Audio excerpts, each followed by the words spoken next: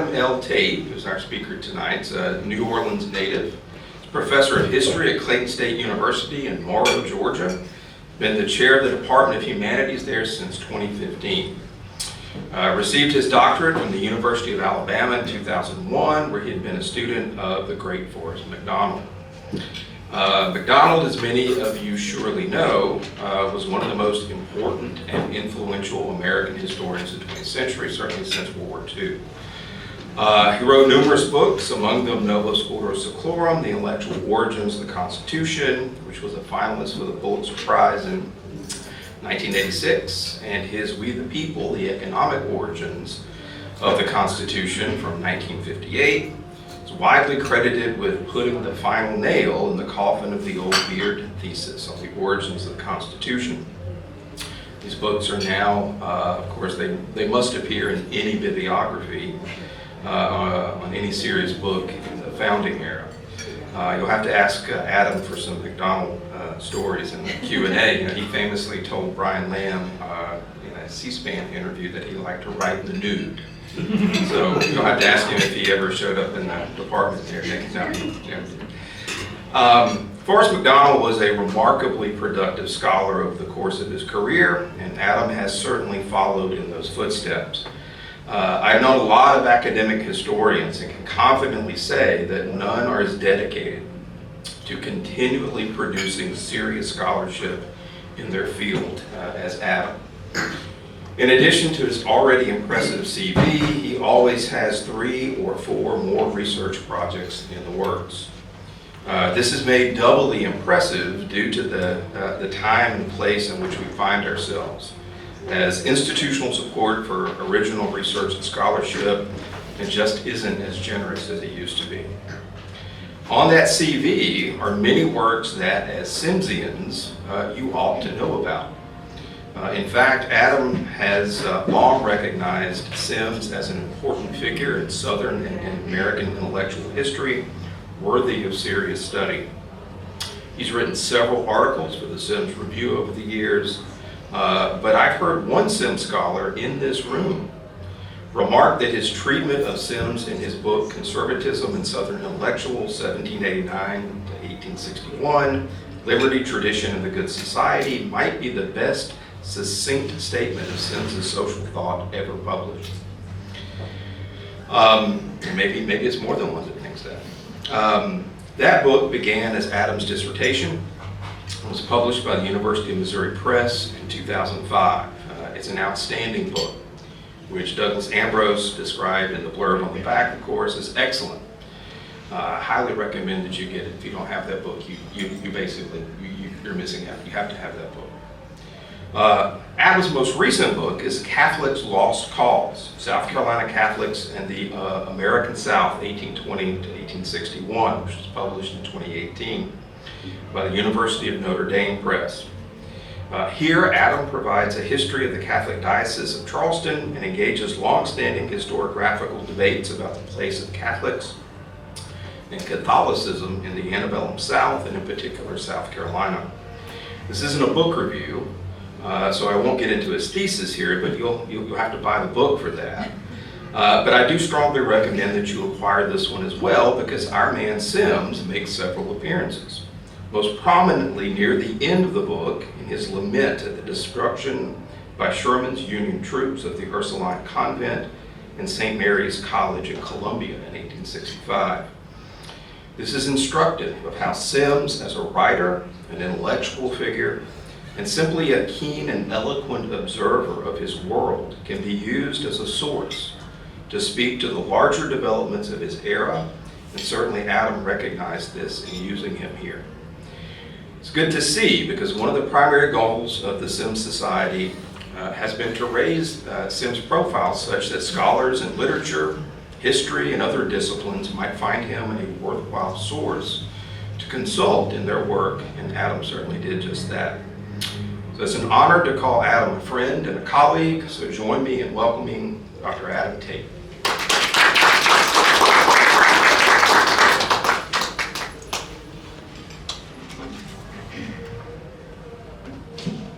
All right, very good. Thank you, Jeff, for the kind introduction. So my talk tonight I've entitled Simms and the Early 1850s. So I want to thank you for the invitation, a very kind invitation to speak tonight.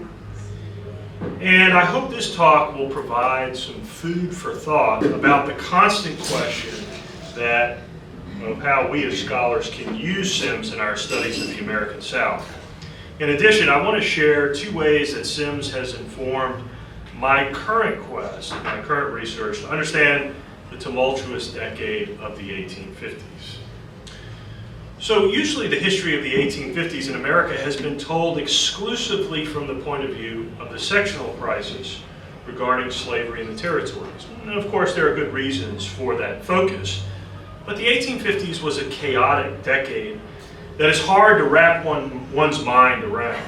The second party system collapsed. Railroads reworked the infrastructure of the country. Economic panic gripped the nation. Nativism made its strongest political play, and sectionalism became the dominant mode of politics. Recently, I've been reading a good deal about American responses to the revolutions of 1848 in Europe, a neglected topic until recently. I thought I would see what Simms had to say on the issue. I reread his novels Catherine Walton, which he publishes serially in 1850, but as a novel in 1851, and Woodcraft, of course, is probably his most famous one, that first comes out in 1852. And both dealt with the American Revolution and its aftermath. While these sources provided some rich material, I also revisited issues of the Southern Quarterly Review from the time Simms was editor, that is from 1849 to 1854. In fact, the revolutions were very important to American thinking in the 1850s, and references to the events in Europe, particularly in France, pop up constantly in the Southern Quarterly Review. Reading the review, I was also struck by Simms's importance in shaping the political message of the Deep South in response to the sectional crisis. In fact, if we want to understand the 1850s, we cannot ignore Simms, because he was intellectually curious, read and wrote constantly, corresponded with numerous people, and contributed to an argument that drew the responses of the most important political actors of the time. In other words, he was at the intellectual center of his age. All right, so let's look first at the revolutions of 1848. So the revolutions of 1848 reshaped the political and intellectual backgrounds of the 19th century. Their goal, as historian Mike Rapport notes, was to form a new liberal order in Europe. Beginning in January 1848 with the revolt in Sicily and continuing with riots in Paris in February, the revolution spread through Italy, Germany, the German states, the Austro-Hungarian Empire, and France. Indeed, the unrest saw the fall of Louis Philippe in France, Metternich in Austria, while revolutionaries drove Pius IX out of Rome in November before proclaiming the city a republic. Political concerns about nationalism and democracy animated many revolutionaries, while the social question, that is the response to dislocations caused by industrialization, motivated others. In fact, Marx and Engels' Communist Manifesto emerged in 1848 at the early stage of the revolutions. The experience of seemingly spontaneous uprisings over Western Europe brought issues of political change, relations between church and state, constitutionalism, and socialism to the forefront of discourse in both Europe and the Americas, discussions that continued for the rest of the century. Southerners sought lessons from the upheavals that spoke to their dilemmas. Simms, like numerous Southerners, admired people fighting for self-government, but feared that European-style radicalism would invade American shores. By 1850, this ambivalence had given way in the South to a conservative alliance against radicalism, a process that can be seen in the pages of the Southern Quarterly Review. Simms, always pondering questions of identity, also thought about the nationalist issue of who constitutes the people. Who is that group? Who are the people? European revolutionaries had discussed that issue closely, and Simms considered the theme in Catherine Walton and Woodcraft. Okay, so let's first turn to this issue of this alliance of Southerners who are against radicalism. That begins to develop. So many Southerners interpreted the country's political unrest after the Mexican War about the expansion of slavery in light of the revolutions of 1848. Let's take two examples from Charleston, since we're here. The Presbyterian theologian, James Henley Thornwell, noted of the sectional divide in a May 26, 1850 sermon. The parties in this conflict are not merely abolitionists and slaveholders. They are atheists, socialists, communists, red Republicans, Jacobins on the one side, and the friends of order and regulated freedom on the other. In one word, he continued, the world is the battleground. Christianity and atheism, the combatants, and the progress of humanity, the stake. The North and the abolitionists then stood in the place of European radicals, while the South stood for conservatism. A few months later, the Roman Catholic newspaper in the Diocese of Charleston lamented that these were sad times when the radical element is growing gradually in the breasts of our people and obliterating daily that love and reverence for the law and the Constitution, which were once the proudest boast of American citizens. The paper linked American radicalism to European revolutionary movements and warned Southerners against traveling to northern cities where they might be mobbed by radicals. The editor wrote, to anyone acquainted with the present state of northern fanaticism and the progress of radical theories in that quarter, this will appear no fancy sketch, but on the contrary, a probable anticipation of what is being necessarily hastened on by the wickedness of some men and the folly of others. When South Carolina Presbyterians and Catholics, long public antagonists in the city, found themselves in agreement, something was in the air. Numerous articles in the Southern Quarterly Review repeated the themes articulated by Thornwell in the Catholic paper. Take, for example, an April 1849 article lamenting the increasingly vocal abolitionists in the North. Quarterly, the review, the writer says, are we to allow then this foreign public opinion to mingle with our principles and to control and alter our American institutions? Is this social and political revolution which now threatens all Europe to march abroad from that continent and to invade, trample down, and destroy our liberties? Another piece in September 1850 lamented, everything in Europe seems tending to disorder and chaos. The writer feared that it had already spread to the United States. The anti-revolutionary rhetoric of the Southern Quarterly Review increased after December 1851, when Hungarian revolutionary Lajos Kossuth landed in New York City to tremendous accolades. Just like that. Kossuth called for Americans to forego their devotion to the principle of non-intervention in foreign affairs. Writers in the Southern Quarterly Review vigorously protested and linked sympathy for the revolutions of 1848 to Northern radicalism. A January 1852 article laid out the issue at length. And it's worth quoting here a bit. Sorry, I give you a few quotes just to read them because they're actually very funny, but to get the set of the kind of the tone of the article. So here's, he's talking about people, these agitated people in the North, in these northern mobs. So here's what he says, this is great. There is yet a third class among our people, scattered over all the states, but particularly active in the northern, whose sympathies are forever at work in behalf of all the world's discontents. These people are forever fussily fishing in foreign waters. There is never a stir in the politics of other nations, but they are itching to take a part. They are great sympathizers with the races or tribes, sects or parties who claim to be most earnest in pursuit of the great object of human liberty.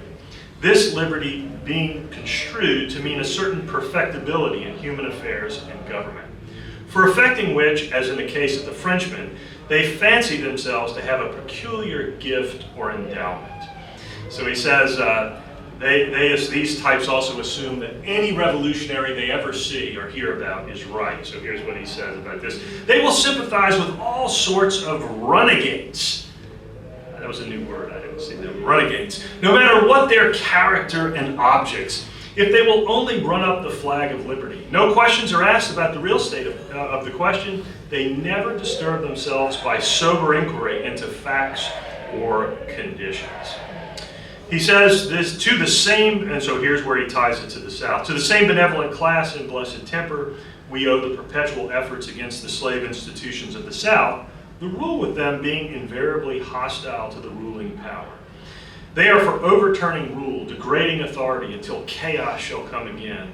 And the leading notion in their thoughts is simply that all power is illegitimate, all restraint is oppressive, all order is mere apathy, all law a miserable, cruel, conventional bondage, depriving God's people of their just rights and pleasant inheritance. Wow. The review clearly feared that Northern radicalism sought to reshape not only Southern society, but also the traditions of the country as a whole. And it was very clear that those of similar outlook then had to stand together. So interestingly, an alliance of seemingly disparate groups, so for example, Presbyterians, Catholics in South Carolina, Southern Conservatives, all inhabiting the same space, raised the national question then of, well, who exactly constitutes the people? So in other words, my point is that this alliance that they're promoting seems to raise this question, well, are all of these people then together? Are we all one? See, we normally see each other differently, right? So who are the people here? Persons of the same ethnic group, religion, race, language group? Persons with similar politics or common sentiments? While nationalists profess that a people should govern themselves, the question of who that people was stickier than it seemed. And Simms demonstrates that in his two Revolutionary War novels written during the time. So let's look at very briefly each one. So the issue of popular identity pervades Simms's Catherine Walton. The novel is set in British-occupied Charleston and plantations outside the city. And Colonel Richard Walton is a planter and patriot. He's captured by the British and eventually executed for breaking parole. Furthermore, South Carolina is divided by a brutal civil war that really pesters the population, the people. So one of the subplots in the novel involves the travails of a young British major, John Proctor, who's an honorable man ashamed by the corruption of his commander, Colonel Balfour. Balfour uses the chaos of the Civil War in South Carolina to confiscate patriots' property, and he tries to lure Catherine Walton, Colonel Walton's daughter, to marry him in return for sparing her father's life. So there's this whole scene here, the whole tension in the book. The British Army unjustly accused Proctor of neglect of his duties, but two patriots, a partisan and a Charleston belle, help him clear his name and satisfy his honor. At the end of the book, Simms writes that Proctor married the Charleston belle and that their descendants, here's a quote from Simms, are now to be found among the most noble citizens of the great Southwest. So did Proctor, a British officer fighting to suppress American independence, become part of the Southern people? What made this possible?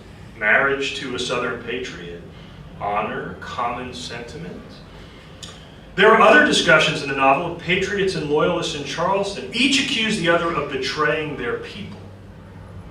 Were both part of the Southern people? Simms does not really resolve the issue in the novel. I think it's an interesting question. In Woodcraft, Simms returns to the theme. On one level, the novel concerns a small band of partisans trying to reintegrate into and reestablish society after the brutal partisan war in Carolina. But society is fragile and its forms seem uncertain. There's an ambiguity in the novel that courses through much of the social interaction of the characters. For example, early in the book, Captain Porgy and his men gather around to eat one of Tom's culinary creation. Of course, Tom is a slave of Captain Porgy. So here in this scene, Tom is one of the men. He jests with them almost as if he's their equal. And Simms remarks in this scene that the camp life did much toward perfecting the republicanism of all parties. So was the slave Tom one of the people? There are other examples in the novel. During the ambush of Widow Everly and her son by the outlaws, Mr. Fordham, Everly's overseer, squares off against the outlaw Bostwick in a test of whose woodcraft was better, right? So they're hiding out in the woods, sniping at each other, right? Okay, so like some kind of a Vietnam War movie or something, right? Yes, Simms already doing this, right? Yeah, so Simms depicts their skills as equal, right? Bostwick is a loathsome criminal, squatter, while Fordham is an honorable and loyal man. Are they both part of the Southern people? A better example in the book is the Scottish merchant McEwen, the main villain of the book. After the Revolution, he buys a plantation and settles down as a planter while scheming against Porgy Widow Everly. What besides virtue differentiates him from Major Proctor and Catherine Walton? Both were foreigners who stayed in South Carolina after the Revolution. Were both then Carolinians? Right, so Simms seems unsure of himself in regard to the nationalist question in these novels. Class divisions helped to undermine the revolutions of 1848 in Europe and remained a sticking point for nationalists of all stripes as they grappled with questions of equality and national identity. Now, Simms clearly rejected radical egalitarianism and understood society to be naturally hierarchical, but still, national identity, a question clearly raised by the 1848 uprisings, remained a striking problem in his thought. The SQR, the Southern Quarterly Review, dealt with this theme actually of the people and who they are several times during his editorship. But Simms, it seems to me, was unable to clearly solve this issue during the early 1850s. And maybe that's why some of his novels, the tension in the novels, make them interesting to think about. He raises questions, but doesn't seem to answer them, at least conclusively. Okay, that's my shot in the dark for the literature scholars. Let's hope that goes okay. Good job. All right, okay, now let's see the second subject. Maybe I'm more on solid ground here. Well, we'll see. I don't know. So the second subject that Simms is engaged in the 1850s, the second thing I was interested in is Simms's role in the formation of what we could call a Deep South political outlook. So during Simms's editorship, the Southern Quarterly Review articulated this Deep South kind of politics, if you will, political position, very powerful, making the journal a very important source for understanding the politics of the early 1850s. All right, so in 2009, the historian Mark Egnall published a book called Clash of Extremes, which is a very interesting account of the sectional conflict during the antebellum period. And Egnall's argument here, I'm not endorsing 100%, but he gives us a framework to kind of think about this, I think. So he argued that the war resulted from an extreme politics that excluded the middle, and thus made compromise virtually impossible. So Egnall divides the country into four major economic sections. Both the North and the South, but the North and the South are both divided in two, right? What he calls the Deep North, I love that phrase, right? The Deep North centered on developing a Great Lakes economy and constructing railroads to carry goods produced in the upper Midwest back to the East Coast. It had, the Deep North had few ties to the South. In contrast, the Lower North, the area bordering the slave states, had numerous ties to the South thanks to migration patterns and the use of the Ohio and Mississippi rivers to transport goods to New Orleans for sale. Okay, so there's a good deal of economic connections. Okay, so if we look at the South, the Deep South, the Cotton States, right, had fewer connections to the North and a greater reliance on slavery as the 19th century progressed. On the other hand, the Upper South had numerous commercial ties to the Lower North, as well as an economy that seemed to resemble the Lower North more than it did the Deep South cotton plantation districts. For Egnall, the sectional conflict was primarily an economic battle between the Deep South and the Deep North, the extremes. Compromise ultimately became impossible when the Deep North's party, the Republicans, won the presidency in 1860. The Deep South, in response, seceded, and then the Middles had to choose. Now, Egnall's model is not perfect, but it does offer a useful perspective on the sectional conflict of the 1850s. In the Southern Quarterly Review under Simms, writers fleshed out the Deep South's political vision in contrast to the political position of the Deep North, articulated powerfully in the late 1850s by Abraham Lincoln. Using an old trope in Simms studies then, Simms becomes a way to understand the sectional crisis of the 1850s. So let's look at this vision this conflict of visions, if you will. So the Deep South political vision of the 1850s had four major components, all articulated in the Southern Quarterly Review. First, Deep South writers stressed that slavery was the dominant economic and social interest of the region. In fact, articles in the review tended to perceive the peculiar institution as the basis of Southern society. As one writer put it in 1854, the character of our country depends, in a great measure, upon the fact that half of our population is in a state of slavery. Second, Deep South writers agreed that the North had aggressively attacked Southern interests through the use of the protective tariff. Northern politicians transferred Southern wealth to the North through tariffs in order to pay for infrastructure projects. Political parties, in this view, facilitated the transfer by placing the interest of party unity above Southern economic interests. Third, the Deep South position held that Northern society was both corrupt and expanding in influence, making it a great danger. Radicalism in the North, particularly in the cities, destroyed order and attacked property. As one writer put it in 1853, Northern radicalism was rapidly tending to anarchy or despotism, to revolution or consolidation. Shall the South be dragged into either by her connection with her? He asked rhetorically. Many writers in the Southern Quarterly Review, again under Simms's editorship, saw an 1848-style radicalism at work in the North and feared its spread to the region. Fourth, the Deep South position proposed as a remedy a firm adherence to the principles of the founding. For them, this meant an unwillingness to accept the compromises made in 1787 over slavery as integral to the constitutional order, and a devotion to the rule of law rather than abstract concepts of justice. If this conservative stance failed, many writers warned, secession was the next step. So interestingly, the Deep North's political vision in the mid to late 1850s was very similar to the Deep South's vision, although it flipped the blame for the country's problems to the South. It too can be articulated in four parts. In fact, they match up very well because in some ways this is a conversation. It is a response to the Deep South's position, if you will. First, whereas the Deep South argued that slavery was the dominant interest and basis of their good society, the Deep North identified free labor as the bedrock of the Northern economic and social order. The ability to achieve through hard work not only self-sufficiency, but prosperity lay at the heart of the free labor ideology. As Abraham Lincoln put it in his September 30th, 1859 address in Milwaukee, Wisconsin, he's addressing the Agricultural Society.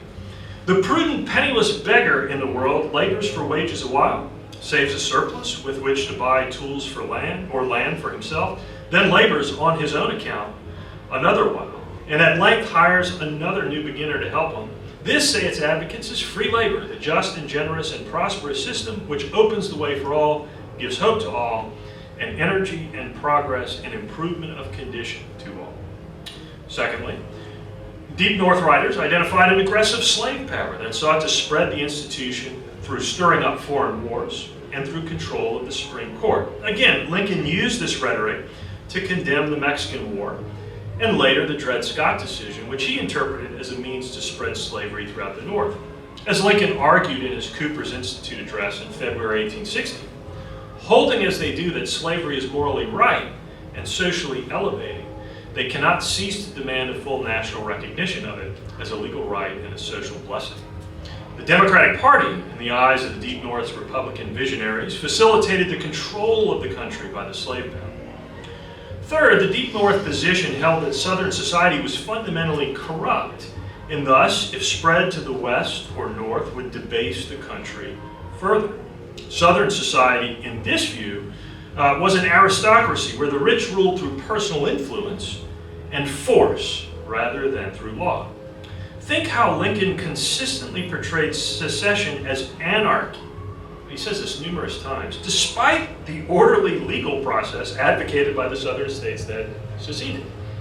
Right, so this is a common problem, but I think it goes back to these theories of corruption here. For Lincoln, the Deep South was an area declaring revolution, like the 1848 European radicals. Fourth, the Deep North position claimed to stick close to the framers of the Constitution in their hopes that slavery would eventually die out in the United States. Thus, Lincoln portrayed himself as a conservative in his insistence on banning slavery in the territories. As he asserted in 1860, let all who believe that our fathers who framed the government under which we live understand this question just as well and even better than we do now, speak as they spoke and act as they acted upon it. Notice that the Deep South and the Deep North positions, they both accuse each other of the same things, and they invert the claims of the others. It's kind of an interesting rhetorical duel going on, right? Simms then was extremely important in shaping, promoting, and articulating the political stance of the Deep South during the 1850s. Consequently, historians can use him to flesh out in more detail the worldview of many of the Deep South planners and place that worldview in contrast to others in the North and the South at the time. Additionally, I want to make the point here that Simms, it seems to me at least, did not prostitute his art, so to speak, for political gain.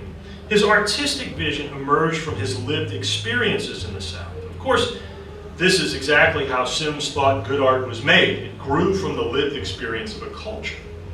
But, like everyone, he did have his politics. His writing and editing then provide us with a powerful lens into the lost world of the antebellum South. So in conclusion, I want to leave you with a bit of lagniappe. That's a term from South Louisiana, meaning a little something extra. I believe this will be short. A little something extra about Simms. So Simms has been referred to as the father of Southern literature for his integral role in the development of that genre. But I suggest that Simms also be termed the father of Southern history. Now, not the way that Sean has written about it, but in a little different here. I can't develop the point fully due to time constraints, but as I read through the review, I was struck by the many points in the articles that became research questions and historiographical debates among Southern historians in the 20th and 21st centuries. Some of these points, of course, were not unique to the Southern Quarterly Review, but they were raised under Simms' editorial eye. So I'm simply going to give you a list, and I have like 20, but I'll give you much less. So here's one, guilt for slavery. So did antebellum Southerners feel a crippling guilt for enslaving black people? Of course, that question became an important historiographical question in the 1950s and 1960s. It's raised in an 1853 article in the Southern Quarterly Review.